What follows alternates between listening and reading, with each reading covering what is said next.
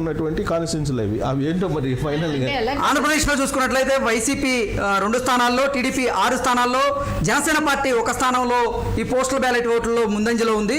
So overall గా sir అసలు పరిస్థితి ఏంటి? అసలు ఆ 2 కాన్స్టిట్యూన్సీలు ఏదో కనుక్కోవాలి ఫస్ట్. ఇది ఉద్యోగస్తులు కూడా జగన్మోహన్ రెడ్డికి ఉన్నారా అనేది, అంటే ఆ 2 కాన్స్టిట్యూన్సీలు ఏదనేది చూడాలి. 2 కాన్స్టిట్యూన్సీలు ఏమున్నాయి ఏంటి అనేది. ఓకే, అది కాన్స్టిట్యూన్సీల పేరు రావాలి. జనరల్గా ఏంటంటే 170 స్థానాల్లో పోస్టల్ బ్యాలెట్లో తెలుగుదేశం పార్టీ కూటమి అధికారులు, కూటమి అది మెజార్టీలో ఉంటుంది.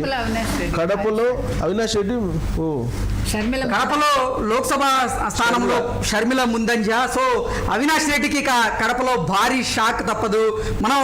మనం మాట్లాడుకున్నట్లుగా అసలు కడప లోక్సభ పరిధిలో ఏం జరుగుతుంది? కడపలో జగన్మోహన్ రెడ్డికి అలాగే అవినాష్ రెడ్డికి భారీ షాక్ తప్పదా అంటే ఏం చెప్తారు? అది ఇప్పుడు వస్తున్నటువంటి బ్రేకింగ్ న్యూస్ చూస్తే కనుక అసలు ఓటమి కన్నా కూడా, అధికారం కోల్పోవడం కన్నా కూడా జగన్మోహన్ రెడ్డికి ఆ కడప రిజల్ట్ అనేది పెద్ద షాక్ ఇచ్చి ఉంటుంది. తాడేపల్లి ఇప్పుడు కదిలిపోతుంటుంది నాకు తెలిసినంత వరకు అది చూసిన తర్వాత.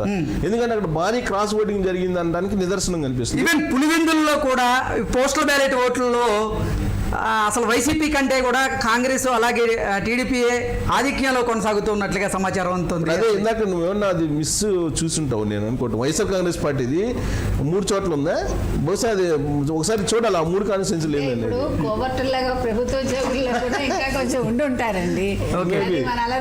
సో ఓవరాల్ ఒకసారి చూసుకున్నట్లయితే ఆంధ్రప్రదేశ్ లో పోస్టల్ బ్యాలెట్ విషయంలో వైసీపీ 3 చోట్ల, టీడీపీ 7 చోట్ల, అలాగే జనసేన ఒక స్థానంలో ఆధిక్యంలో కనబడుస్తుంది. కాకపోతే ఏంటంటే కడప స్థానం సార్, ఇప్పుడు కడప సర్వత్రా చర్చనీయాంశంగా మారింది. అందరూ షర్మిల గారు పోటీ చేస్తున్నటువంటి నేపథ్యంలో ఫస్ట్ నుంచి కూడా మనం ముందు నుంచే విశ్లేషణ చేసుకుంటూ ఉన్నాం. నేను ఒక పాయింట్ చెప్పాను, గుర్తుందో లేదు, చాలా సందర్భాల్లో చెప్పాను. నేను ఏం చెప్పానంటే, షర్మిల కొంగు బట్టి కడపలో ఓట్లు అడిగారు. ప్లస్ ఆవిడిచ్చిన నినాదం ఏంటి, నేరానికి న్యాయానికి మధ్య జరుగుతున్నటువంటి ఎన్నిక ఇది అని చెప్పారు.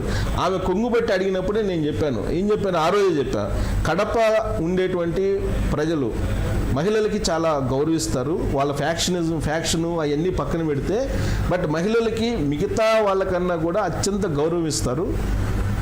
ఆ రోజు షర్మిల కొంగుబెట్టినప్పుడే నేను అన్నాను, ఖచ్చితంగా కడప ఓటర్లు షర్మిల వైపు మొగ్గు చూపుతారు.